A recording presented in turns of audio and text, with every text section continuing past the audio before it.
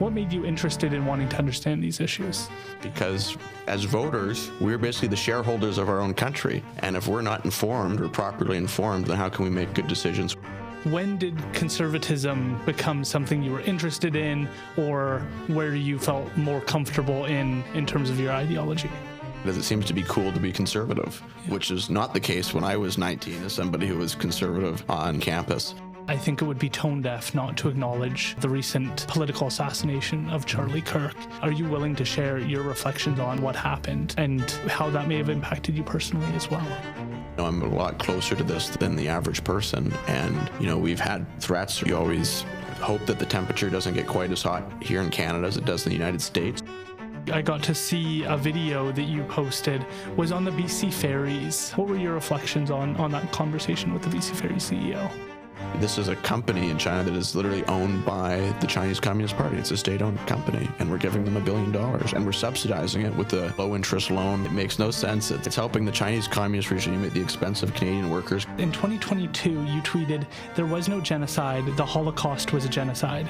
I'm just curious, what are your reflections on that now?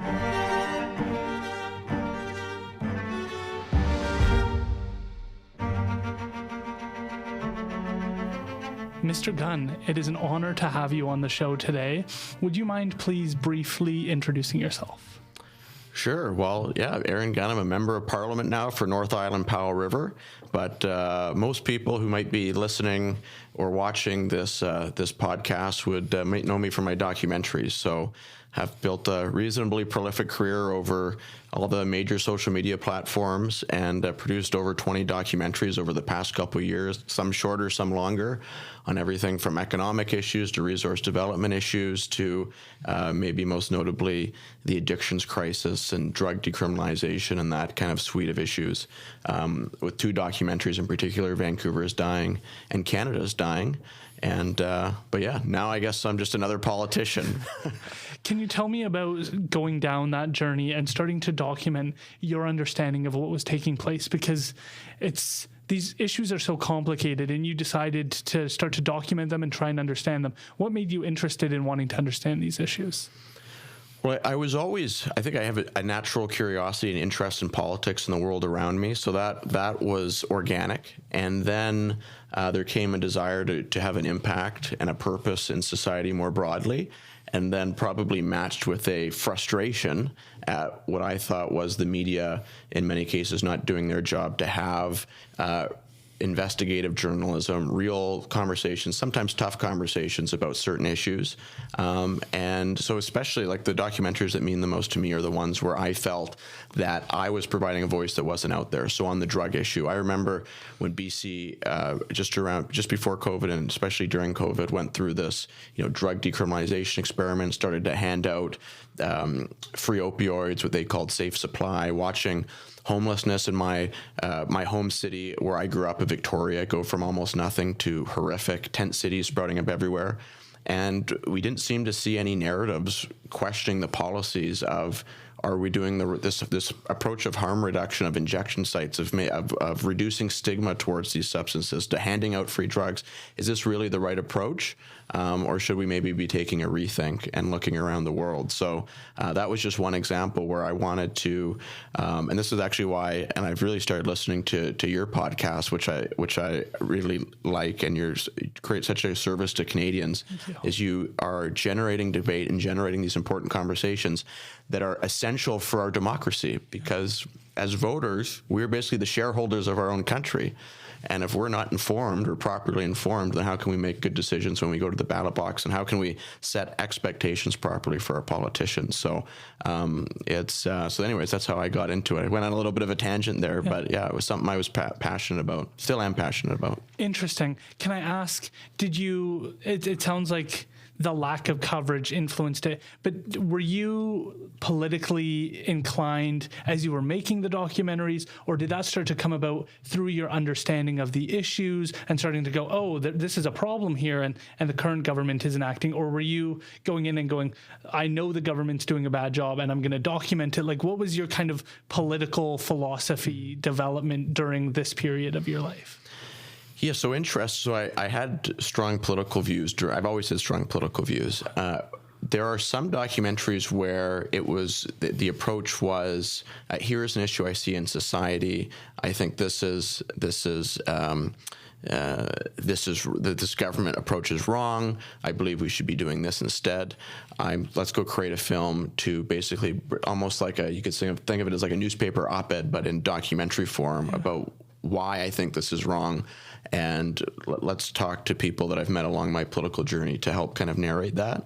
And then there are other documentaries where the actual documentary, what it ended up being changed as I was making it, because I discovered things that I had no idea as I was making the film. So the drug one was the perfect example. Like when I started making Vancouver is Dying, I did not know that they were handing out free drugs on the pharmacies in downtown Vancouver and downtown Victoria. I hadn't heard of Safe Supply. So I literally found that out as I was making the film. I hadn't talked to very many people in recovery who had been addicted, who had lived on the streets of downtown Vancouver. One of my biggest surprises when making that film, there's obviously critics of it, but is the amount of people that come up to me who said that film was so important, who used to be addicted to hard drugs and are now living in recovery. And they are the ones that are the most opposed to these policies of harm reduction, destigmatization, handing out drugs. They tell me that if when I was living on the streets, they just gave me a free place to stay and free drugs, then I would either still be doing drugs or I'd be dead.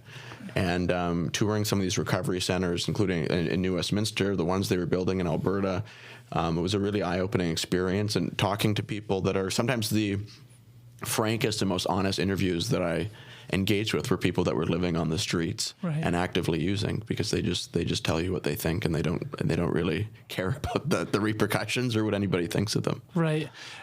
You said you were politically inclined. When did conservatism become something you were interested in, or where you felt more comfortable in terms of your ideology? I think I developed, like, going back all the way to high school. I got into politics, I think, simply because my family wasn't very political, but we had a newspaper on the kitchen table every morning. So we'd be eating breakfast. I think when I was like in grade 3, I was reading the comics, and then by grade 5, I'm reading the sports section, and then, by grade 8, you kind of want to be like Dad and reading the headlines and reading the news. So that's how I got into kind of following current events, let's say.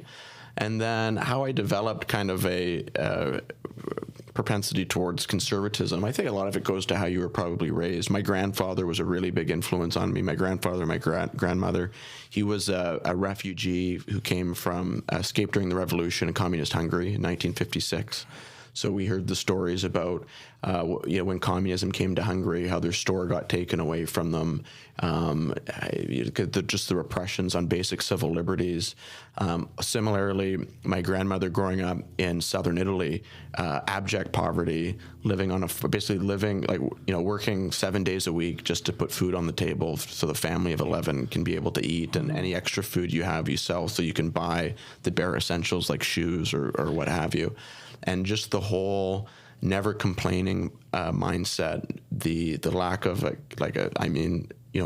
victim mentality, which you might end up talking about. I mean, they lived incredibly difficult lives, both living through World War II, and came to Canada with nothing, didn't expect anything from the government. My grandfather worked minimum wage on the railway, then started working, and then eventually got a job at the mill, and just kind of built everything that they have through hard work and determination and strong family values. So I think that, for me, that kind of the ethos of hard work, freedom, and strong family values are like the building blocks of conservatism.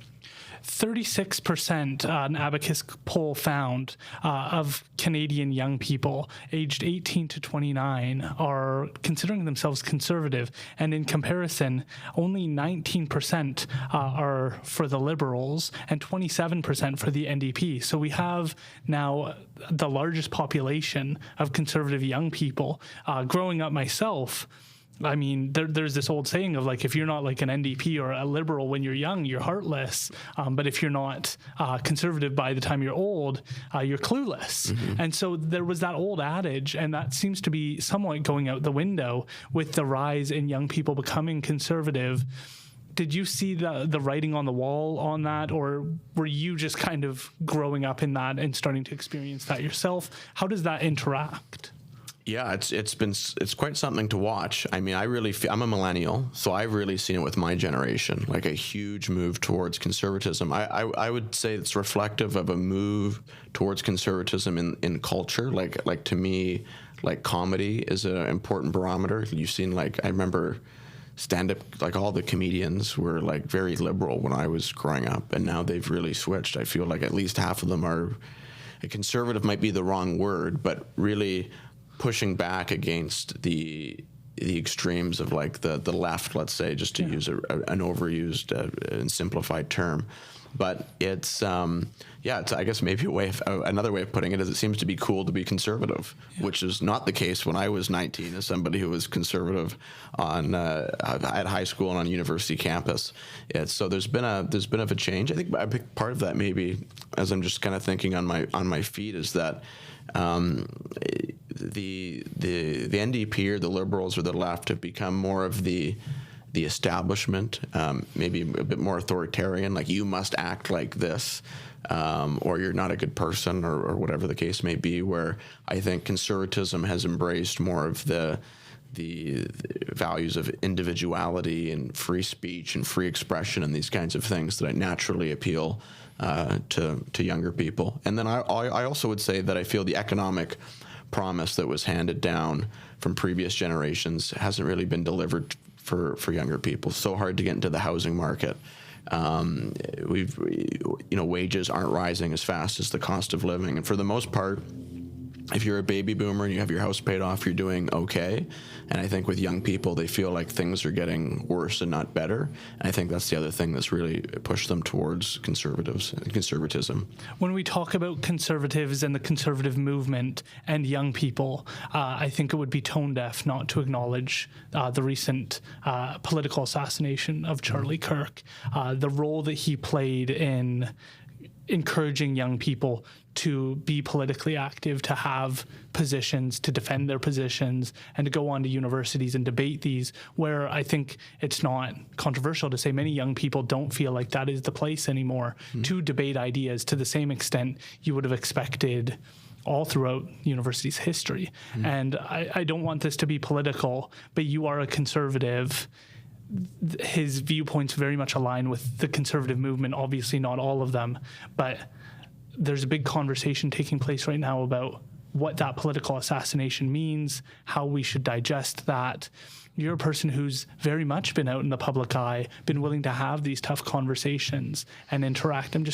Are you willing to share your reflections on what happened and how that may have impacted you personally as well? Yeah, it's probably one of the most impactful political events for me personally, and I can tell you, speaking for conservatives in the look, we just got back from Ottawa, so we were, days after this had happened, I was with my conservative colleagues, and people were sick to their stomach. They were very upset.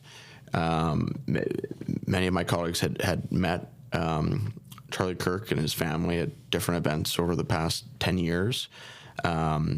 There's also the frustration with how it was covered by some mainstream media outlets here in Canada. For myself personally, like I think it is. This went well beyond conservatives. That I saw Bill Maher's comments. I've talked to other friends of mine who are not conservative. I mean, for somebody to be shot and killed, who's got a young family, simply because they held different views than you liked or that you did, is the antithesis of everything that our society is built on, that our democracy is built on. And I think that shook a lot of people. Obviously, it was also like there's video of it, like millions, tens of millions of people I'm sure have seen that video, which is even more shocking and disturbing. It happened right in front of a bunch of young university students, a couple thousand, I think. And then again, for me personally, I mean, I used to, I wasn't Charlie Kirk, but I went to universities to give speeches and was protested. So I'm a lot closer to this than the average person. And, we've had threats or you always hope that the temperature doesn't get quite as hot here in Canada as it does in the United States, but it's still like, it was a weird feeling. I try not to get it felt like a pit in my stomach for a couple days. And it was good to be in Ottawa because it was just therapeutic to talk to other MPs and find out that, they went through the exact same experience. And we've got a couple MPs in our caucus that have been very outspoken. So it was, it's. I'm hoping that it's not a sign of things to come. I'm hoping it's a moment where we can reflect as a society that actually come together. And I think for all the talk about the really some of the vapid and disgusting comments online, which there's always going to be, I think 80-90% of people were rightly kind of shaken up by this a little bit, just as much as it's the idea that you would take someone's life because they held a different view than you is just so not Canada, not the United States, not the West. I really hope that those comments that we're seeing online, because I do see them even on my own feed of people justifying or explaining away, and I really hope that the root of that isn't malevolence, but it's that idea that everything's just happening on a screen, that it's not real life, that it's a video game, that you're just typing things into a screen. It's not that you would actually say go to his funeral or something and actually have those positions, because I couldn't believe more that both positions are so important, and that when the Conservatives are in power, they need to be challenged by strong Liberals. And when the Liberals in power, they need to be challenged by strong Conservatives. And that there isn't one right answer. There's a constant negotiation we have to try and find truth, to try and find what policies are going to serve the middle class and the lower class, and make sure that somebody, when they're young, who's born into terrible quality circumstances, has the opportunity to move into the middle and upper class. And I feel like we want to feel like we're all Canadians, so we're all in the same boat. But I do believe a certain level of classism is important in order to be able to say you are at the bottom rung of our society in terms of your opportunities, but you can go and make something of yourself. And that's kind of the promise that I've heard you talk about, and Pierre Poilievre, is there's this idea that you can just work hard and make something of yourself and go places. And when that opportunity starts to deteriorate, and young people who went and got the university education, went and did the things they were supposed to do, cannot reach the same levels that their parents did, that something has gone amiss, and that we need to try and figure out what that is. But when we start just demonizing people for taking shots at what could be the issue, then we really disconnect ourselves and become an immature society. And that's my big fear, is that we want to be told what makes us feel comfortable rather than what might actually get us out of these circumstances. And I think there's a huge danger in that, and why someone like Charlie Kirk, whether you agree with him or not, he was willing to have the conversation. And I don't want to see a cold spell over wanting to have conversations, because this is when we need them the most. And I think that's how you honor somebody like Charlie Kirk, is by making sure that those conversations don't end. I agree, and I think I'm optimistic actually that everything, all told, that this event will lead to more Charlie Kirks, more young people wanting to get engaged in politics, standing up, and having that courage to have difficult conversations. But it's, it's obviously part of the early evidence that's come out on this, on the assailant there, the shooter, was again in these online bubbles where I think you can get, one of the great things that when I was going to school and into university, the internet was there. And it was rapidly growing and expanding, but it still was kind of in its infancy still. And you still, would go hang out, go to parties, hang out with other people in real life. You'd have no choice. You're going to be interacting with people that have different views than you. We obviously don't want, so you get to know people and you're friends with people that have different views than you. And so you obviously aren't going to want to shoot somebody just because, but if you get trapped in these online,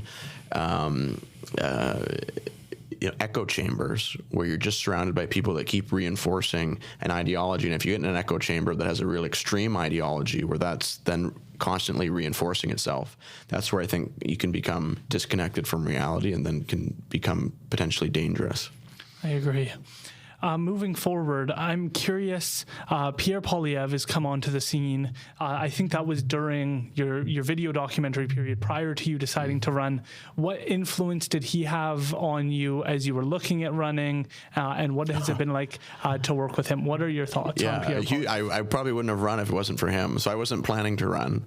And then, the short history is Aaron O'Toole, who was not as strong of a conservative, one way to describe it, was removed as leader by the caucus, and then there was a leadership race.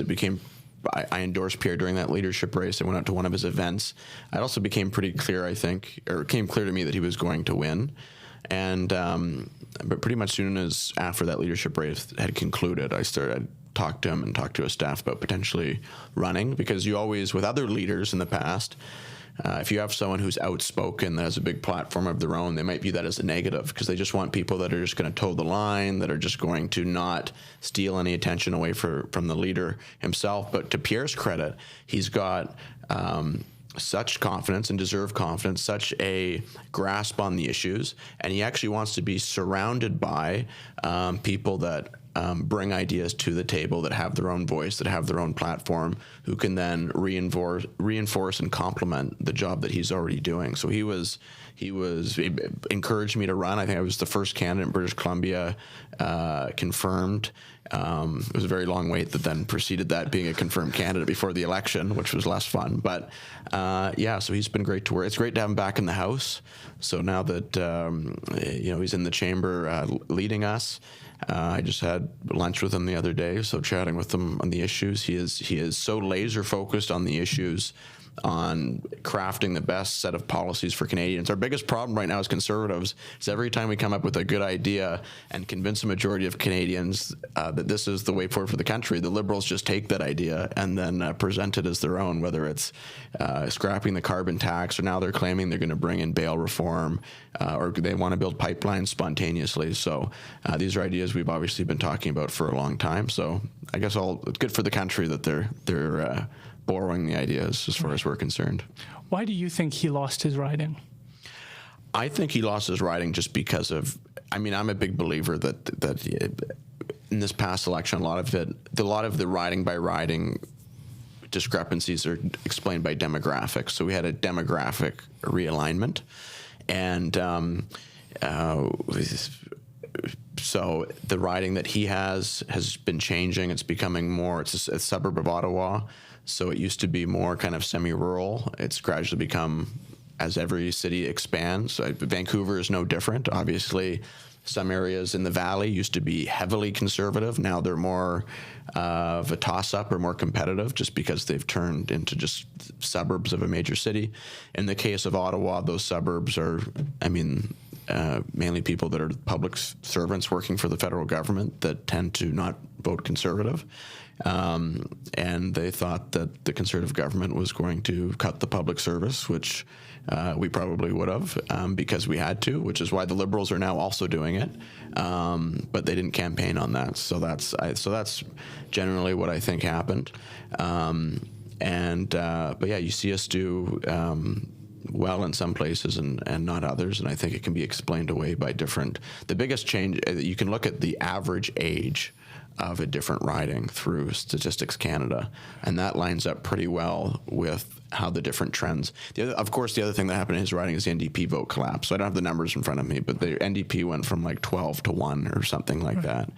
And I believe he also got more votes than he got last time, but turnout was up everywhere. So it was, yeah. And he obviously couldn't spend any time in the riding because he was traveling around the country as the leader of the party. So. Right. After he had lost in that riding, there were big calls, and after the election, there were big calls on it's time for reflection. What can we do better? Where did we miss the mark? There were huge growth. I think Andrew Scheer did a good job of trying to highlight where you saw like significant growth. But I'm curious, what were those areas of reflection, and what could Pierre Poilievre be doing better? Well, I mean, the first thing to point out, which you alluded to, is that if 2 years ago you said the Conservative Party is going to get like 41% of the national vote, are you happy with that? We would have taken it in a heartbeat. I mean, it's the highest percentage of the vote since the 1980s for the party. It was more than Stephen Harper got when he won his majority government in 2011, significantly more. And so on the face of it, we did quite well. The NDP vote collapsed, and 80% of that collapse went to the Liberal Party. The Bloc vote partially collapsed, mainly into the Liberal Party. But that's not to say that we couldn't have done better and we didn't struggle with some groups. I mean, we did very well with young people, millennials, Gen X. We struggled a bit more with seniors. It was a weird convergence of events with Trudeau stepping down and then obviously Donald Trump deciding to have this weird obsession with Canada and just poking us in the eye as much as possible. And the Liberals were able to take advantage of that politically faster and better than we could.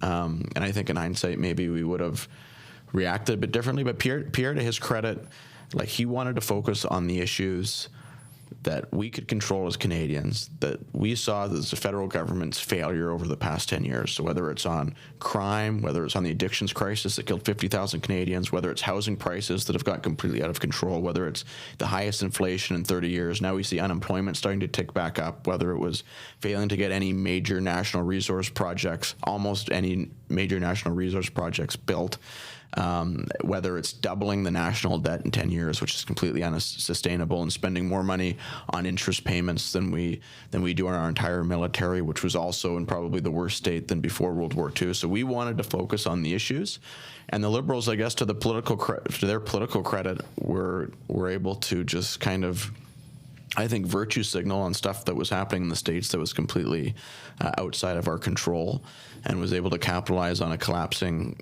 NDP vote, and that was enough for them to win a minority government, and hopefully we'll get a chance to go again in the not too distant future. One of the big criticisms that I've spoken with MP Brad Viz about, JJ McCullough and others, is the lack of interviews and long-form discussions during that period, where we saw in the US Donald Trump choose to go on multiple platforms and do long-form interviews. And I had dubbed right in the beginning of 2025 that this was going to be the podcast year for Canada. It did not end up going that way. There was a decision by multiple parties not to want to do long form, almost all of them. And do you think that was an error? I think we definitely could have done more media, specifically in Canada. Now, there were other questions being asked about, like, should you, like, Mark Carney launched his campaign, I think it was on, like, The Daily Show in the States, and I'm sure Pierre could have gone on Rogan or something if he wanted to, but I don't think it would have made sense politically, given what was happening at the time, to go to the United States to do interviews as big as those individuals have audiences in Canada. I do think we should have done more media in Canada. I think pretty much everybody in the party agrees that we should have done, and I think we've seen that since the election. I think we'll see more of that going forward, and I think we'll also see more of not just Pierre getting out there, but other MPs getting out there. I mean, hopefully this is an example of it, sitting across from you and having this conversation. Yeah. As you know, or as you may know, I'm a First Nations chief, so I'd be remiss if I didn't ask about this. In 2022, you tweeted, "There was no genocide. The Holocaust was a genocide." I'm just curious, what are your reflections on that now? That was about 3 years ago. Have your perspectives changed, or do you still hold true to that? And what is your perspective on what happened with First Nations and Indian residential schools? Yeah, well, I've heard some of your interviews on this subject, which I think have been very, I mean, I just think we're missing so much of that in our society right now on this particular issue, having those difficult conversations. I mean, my point was, I think I've had 10,000 posts, so definitely would have maybe framed my thoughts differently. I obviously wasn't a politician or running for political office at the time, but I do think it's important, one, to have conversation, the importance of language and the importance of defining what we mean by different words. I believe there was a poll out a couple years ago where they were asking this question about what Canadians thought about genocide. I'm not even sure if it was in relation to residential schools, but most Canadians didn't even know what exactly it meant or what version, what definition that we are using of that particular word. What I do think is important to point out is that something can be horrible, regrettable, terrible. People can die. People can be hurt. There can be intergenerational trauma. and still doesn't necessarily mean it's a genocide, in my view. In my view, genocide has a very specific legal definition. There's also people that have, if you go back to the Truth and Reconciliation report, I would consider that like the report on the effect of residential schools. They obviously could have referred to it as a genocide, and they referred to it as a cultural genocide, which to me is more appropriate. When this came up in the media, there was a lot of I would have preferred to do more media on it to clarify things, but they would use that comment and sometimes try to say it was in some way a repudiation of the Truth and Reconciliation report back from, I think it was 2011 or 2013? 2015. The post that you're talking about was in relation to another report that actually accused Canada, or made the accusation that we were committed genocide like under the UN definition, and we're committing ongoing genocide under the UN definition. I definitely don't think that we're committing ongoing genocide today. I don't think, for a variety of reasons, we committed that Canada's a genocidal state, like that as bad as the residential schools were, that they should be compared to something like the Holocaust, where 6 million Jews died, or things that happened in Rwanda. And I mean, I think it's also just part of the problem in nuance is hard to get across in today's society. So how can something be horrible, regrettable, people were hurt, we want to learn from it, but maybe we shouldn't be comparing it to the Holocaust? And to me, that was my perspective on residential schools, and I still have lots to learn from it, and I'm happy to. That's one of the reasons why I was excited to be able to come on to your show. But that's kind of my views. I don't know if that's. I don't know if any of the interviews that I heard with you, if you kind of laid out how you navigate that word, or that the definition, or what it means to you. I don't think that it was a genocide, because that requires the intention, but I can see why that would be inflammatory, because it didn't come with some of the pretext and post-text that you provided of it was horrible, it was terrible. And when you just say something like it was not a genocide, that leaves people to wonder, do you think it was a good thing? Do you think it was? And we have another quote here that you said, you've suggested some Indigenous bands asked for residential schools. And I don't know if you have any historical context to support that claim, but that's another one of the challenges is, say one did. There were a lot of residential schools, so even if you can reference 2 or 3 examples, that does not suggest that the overwhelming amount of First Nations people at the time wanted residential schools. Right. So one of the reasons, one of the things that so this all comes up during an election campaign, and obviously you can imagine with a national campaign, they don't want you talking about anything to do with this. So it's like you cannot now contextualize or provide background to where these conversations came from. And I had some really good conversations. I mean, I never want to talk about who I had private conversations with, but I talked to a couple of chiefs in the riding who I consider friends, who were wanted to hear me out and were comfortable with the explanation. Like, for example, the conversation or the tweet that you just mentioned about some Indigenous bands. So that's part of a tweet thread that gets screenshotted there. That is strictly, and most of my commentary on this issue has been a defense of John A. Macdonald, not a defense of residential schools. So that's simply about the point of, and I think it's, so my big point on this is that all of these bad things happened, but one of the most important things to understand is it was not the result of a bunch of malicious, nefarious actors in Ottawa, for the most part, that I can tell, but from people, it's the old saying, like the road to hell is paved with good intentions. There were a bunch of people who thought they were doing a good thing that were actually pushing this program. Do you think that's true?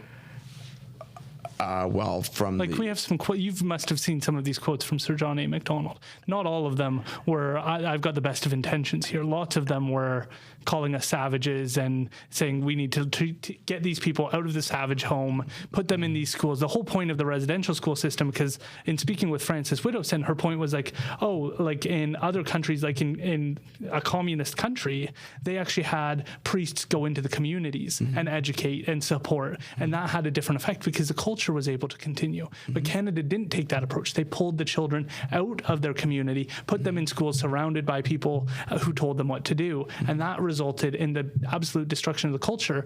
But the design of the schools was always known with that it wasn't going to have the proper air filtration, and that they were going to be squished into these buildings that was never going to allow for tuberculosis not to spread. Like, it was going to encourage the spreading of tuberculosis by their designs. But had you left them in the communities, you would have been outside, just like in COVID. If you were outside, if you weren't squished into these buildings all the time, sometimes not being cleaned, you're going to have higher rates of tuberculosis. So his comments dovetail perfectly with what ended up happening in a lot of circumstances. I don't want to go into all of the wormholes of it. I think it was a forced assimilation program that I think destroyed many facets of Indigenous culture. Right. I think that was wrong, and it came from a perspective of kind of cultural supremacy. But it wasn't. It was. Which I think is something that we should learn from, and I think it was look, if you're some guy in the 1800s and you think you have the superior culture, and by the way, this was not a controversial thing at the time. This was just a reflection of, I think, Canadian thinking I would say Western thinking, because it was happening in the United States and Australia as well. So I think it was just a logical extension of a faulty premise that, as you pointed out, the other example of, there was a way to bring schools and education to the communities without having the destructive cultural effects that obviously ended up happening in many cases. So, but I don't think we can have, I don't have my book of John A. Macdonald quotes on me, but there's, I think he has been maligned so horribly, so taken out of context. He was such a progressive voice at his time. He was somebody, as a lawyer, the first person that he ever defended who was facing the death penalty was an Indigenous gentleman who he got off that charge. He was he pushed to extend voting rights to Indigenous people. The Liberals then took those voting rights away, and they weren't brought back in until Diefenbaker. He has quotes about how he can't wait to see Indigenous people represented in the House of Commons. He was attacked for providing, in the House of Commons again, for providing food aid to Indigenous bands who were starving on the prairies. So the point there isn't to somehow run defense for John A. Macdonald. It's to say that it's complicated, that it's a complicated picture, that the 1800s were not 2025, that he, in many cases, I think, I would say, whatever you think of him, he was definitely, of the two political forces in the late 1800s, he was considered on the progressive side of things. He was the first leader in the Western world to credibly propose extending the voting rights to women. He granted Black Canadians the right to vote. So none of these things come up in the we're going to tear down the statue debate. I mean, even just like the simple fact, I think that he was the one pushing so hard to extend voting rights to Indigenous Canadians should raise some questions about the caricature that has been created surrounding him. I don't think any of us can live up to the morals of the future. I don't think we can ever, when we look back, we have to do it with a level of humility. Mm-hmm. And I'm certainly in support of that. And I've continued to learn more. And I think there is a huge challenge when only one side of the political aisle is allowed to speak on the issues or raise perspectives. And I appreciate you being willing to raise this, because I think the points in this are really valid. I guess my only follow-up would be the challenge I see conservatives often have is often they come across as unsympathetic to the plight of different minority groups, because the broader point is important. But that's what I think even in these posts sometimes gets lost. And this isn't to malign you, but that from my perspective, often liberals and people on the political left are often we care about people. We want the best for people. We want people to succeed.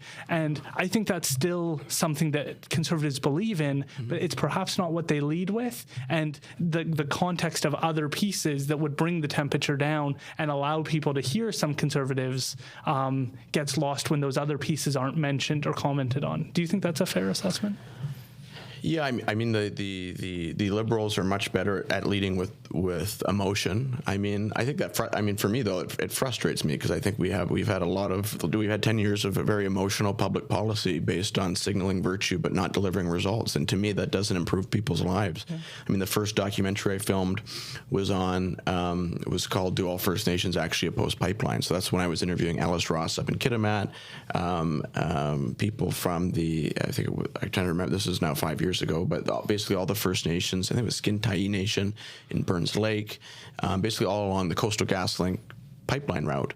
And you had a bunch of activists there who were staging protests across the province, across the country actually, including in Vancouver, and were trying to prop up, like they were standing up for Indigenous rights, but then you actually go to these communities and no, actually, like every First Nation band had voted in favor of the pipeline, had signed benefit sharing agreements with Coastal GasLink, who viewed it as a tremendous opportunity to lift their people out of poverty. Many of them were working on the pipeline and the construction, and to me that was so they were leading with emotion, but I think it was false basically. And I do think we need to, and that's actually, if we're back to the start of this conversation, because that's why I went out and made the documentary, because I wanted to try to show it. What I would say is that in a documentary, it's much easier to get the full picture across than it is in a tweet on Twitter, because you might have noticed I didn't get attacked for any of my documentaries that I did, or any of even the short form videos that I did. It was all tweets, and usually screen grabs of tweets that were part of a larger thread. And so that's maybe a good point of the dangers of if you're going to weigh into topics like this, you should do them in the context of longer conversations. I would tend to agree with that. The next question I have is, what are your thoughts on Mark Carney, Prime Minister Mark Carney? I think that he is, like, the job he's doing. I mean, I don't know him personally, so I'm assuming you mean as Prime Minister. I think right now he basically hasn't accomplished anything, but in fairness, he hasn't been there very long. So I think most Canadians are still in the wait and see approach. 6 months in. It's getting there. I think kind of January is where he's really has to. He's talked a big game on building national projects, and for the most part, he's just kind of re-announced approvals of things that were already happening. There doesn't seem to be any new pipelines being built. The fiscal situation is probably the most worrying. We're all like, well, there hasn't been a budget yet, so it's hard to critique. All you can say is there's no budget, and he's been there for 6 months. But everyone's expecting the deficit to go even higher. I think the housing market is incredibly shaky. Obviously, we haven't got. I sympathize in the sense that it's hard to strike a deal with this administration in the United States, but he also kind of went around the election claiming that he was the expert deal maker and he could deal with Trump, and 6 months later, no deal. So we haven't really accomplished anything. So my view is that he's done the easy things that everybody can support. He's said that they're going to try to speed up projects. They've given our men and women in uniform a well-deserved raise. But governing is about making tough choices. It's about making trade-offs. And I don't think he's done any of those things yet. So I'm happy to reserve my more heated criticism for 6 months down the road if he hasn't acted. And we've tried to, as a party, work with the Liberals when they've presented legislation, even if we don't think it's perfect, that would be better for the country. So on C5, for example, we helped amend it during committee and then voted to pass it, so that even if it's not perfect, hopefully it can get some of these projects speeding up faster than they would have. One piece that I got to see a video that you posted was on the BC Ferries. I think it was the CEO, right? Mm-hmm. I found that really interesting and almost tragic in a way, because the point you were making was just, again, I know it's the party slogan, but like common sense. Mm-hmm. Like, why would we not want our BC ferries made in BC? And I don't know if it was the CEO going in and trying to be prepared for the tough questions he was going to have to answer, but I just feel like honoring the fact that, like, it really sucks we didn't make these here, and like that is an absolute tragedy, and we will do better, like, would have been the easy answer that I think we all could have gotten on board with. And I worry about political talking points taking over the conversation at times. What were your reflections on that conversation with the BC Ferries CEO? Well, my time in the committee over the summer was definitely the most fulfilling time I've had as a parliamentarian so far, to be able to sit across from someone in that position, first the CEO of BC Ferries and then Gregor Robertson, the Minister of Industry, and basically to have 5 minutes for them where they had to answer your questions. And you kind of hold them to account, hold their feet to the fire. That's why I ran for office, is to try to raise awareness about these issues and create change in our society.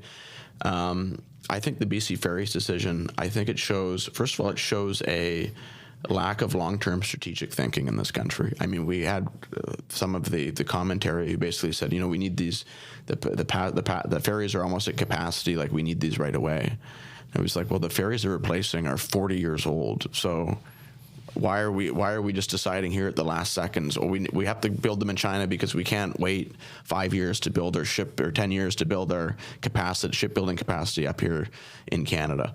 The other thing is essentially, they basically admitted this. I mean, we have great shipbuilders here. We've got great Canadian tradespeople. They know how to build ships. I think we're efficient at building ships. The steel, the aluminum, the materials are about the same. They have cheaper labor and they have lower environmental and labor standards than we do. So don't we want to have higher wages and higher regulatory standards here in Canada? But are we not just, what's the point in having them and then just sending the jobs to another country? Like, it defeats the entire purpose of having those higher standards here in the country. And then, I mean, you can go down the list, the fact that this is basically an adversarial nation of Canada. I mean, we can't reveal everything as parliamentarians, but this is a country that is well documented, engages in cyber attacks on a regular basis, that kidnapped 2 Canadians and held them hostage in China, that is currently engaged in massive tariffs on our seafood industry, our canola industry. And this is a company in China that is literally owned by the Chinese Communist Party. It's a state-owned company, and we're giving them $1 billion, and we're subsidizing it with a low-interest loan from the federal government. And it's just completely. And then you have all these politicians, whether it's provincially or federally, pointing. No one wants to take responsibility for it. The BC Ferries basically says they had no choice, and then the provincial government says it wasn't our choice. We dislike it, but BC Ferries made it. And then, even though they're the only shareholder in BC Ferries, then you have the federal government, who openly admitted in documents that have since been released that the purchase wouldn't have been possible without their low-interest loan, trying to wash their hands of it. And I just think it's just another poor public policy decision. It's the antithesis to common sense, as you pointed out.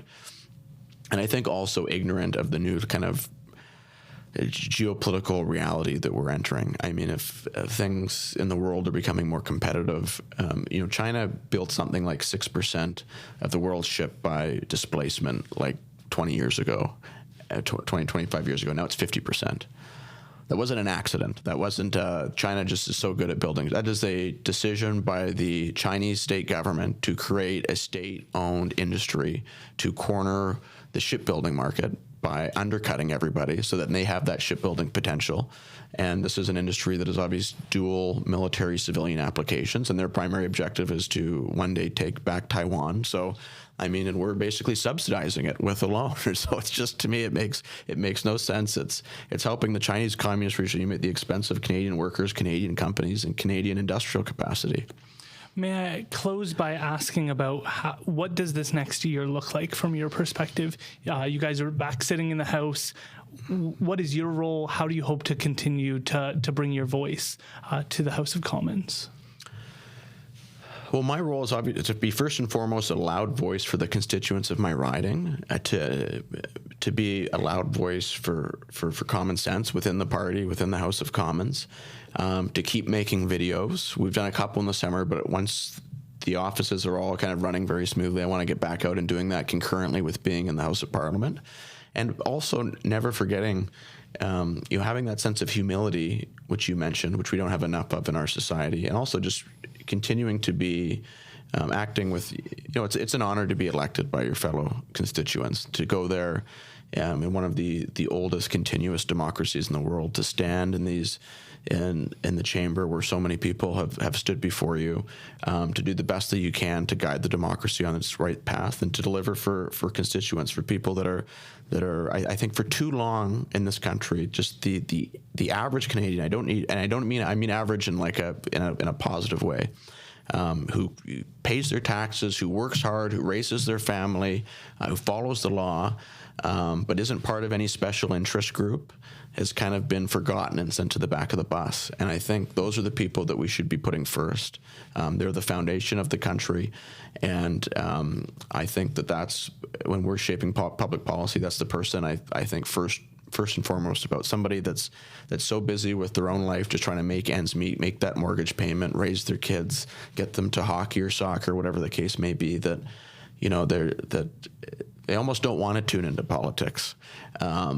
And I just think there's been too many public policies that they've been getting left further and further behind, and that we should be one of the wealthiest countries in the world with the amount of resources we have, the amount of ingenuity, educated workforce, geographic position in the world. So, it's there's 100 different specific policies, from crime to housing to taxes to fiscal management that fit in that, under that purview. But to me, those are the people that I want to fight for. And I was asked a question on a different podcast.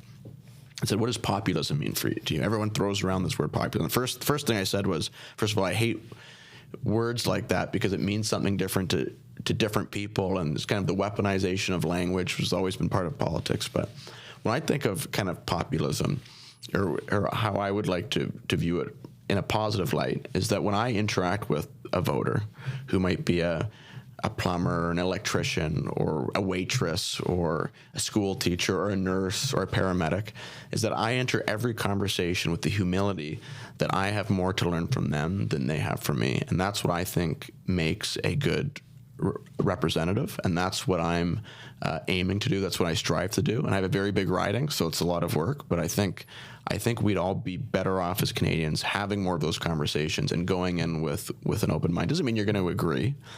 You might come away from that conversation and be like, well, I listened, but I didn't agree with anything that person said. But you got to be able to, you got to have that openness of mind, or else I just don't think you're going to be able to bring people together. I don't think you'd be a good representative. So that's what I'm going to try to do.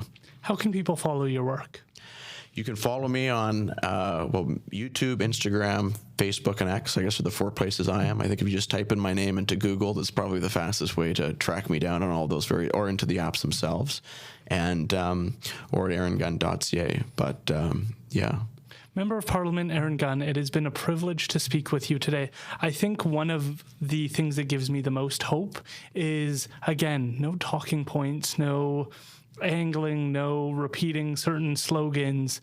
You came here very authentic, very thoughtful, and willing to engage on ideas. And that gives me a lot of hope in the direction that we're moving. And I'm hoping to see more and more young people like yourself willing to enter these arenas, have these conversations.